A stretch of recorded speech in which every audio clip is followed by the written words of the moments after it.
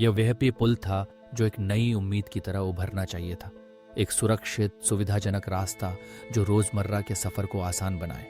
लेकिन पनवेल और डोंबिवली को जोड़ने वाला पालावा फ्लाईओवर जनता की आकांक्षाओं का कब्रिस्तान बन गया, एक ऐसा ढांचा जो भ्रष्टाचार, लापरवाही और टूटी हुई भरोसे का प्रतीक बन गया है। 2018 में जब इस परियोजना की घोषणा हुई तो वादे बड़े थे और बजट भी विशाल, 240 करोड़ रुपए। तय हुआ था कि 2 साल में निर्माण पूरा होगा, लेकिन साल दर साल केवल तारीखें ही बदलती रहीं। लागत बढ़ती गई, मगर फ्लाईओवर नहीं बन पाया। आखिरकार 2025 में वर्षों की देरी और विवादों के बाद इसका उद्घाटन हुआ, लेकिन जनता को जो मिला वह अधूरा और खतरनाक था। उद्घाटन के चंद दिनों बाद ही यात्रियों ने शिकायत की। सड़क पर ढीली बजरी, कीचड़, जमे हुए सीमेंट के ढेले और खराब बिछाई गई तारकोल। जगह जगह फिसलन थी, जैसे हर मोड़ पर दुर्घटना का इंतजार हो। लोग इसे स्किडिंग जोन कहने लगे। विरोधी दलों ने एक सुर में आवाज उठाई, इतने साल क्यों लगे? गुणवत्ता इतनी खराब क्यों है?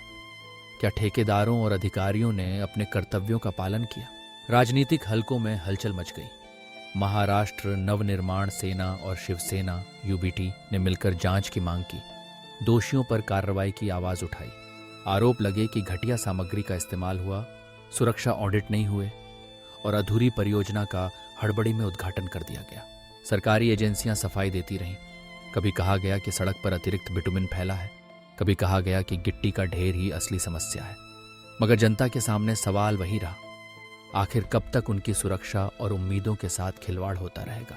पालावा फ्लाईओवर की यह कहानी केवल एक पुल की नहीं, बल्कि पूरे सिस्टम की विफलता की कहानी है।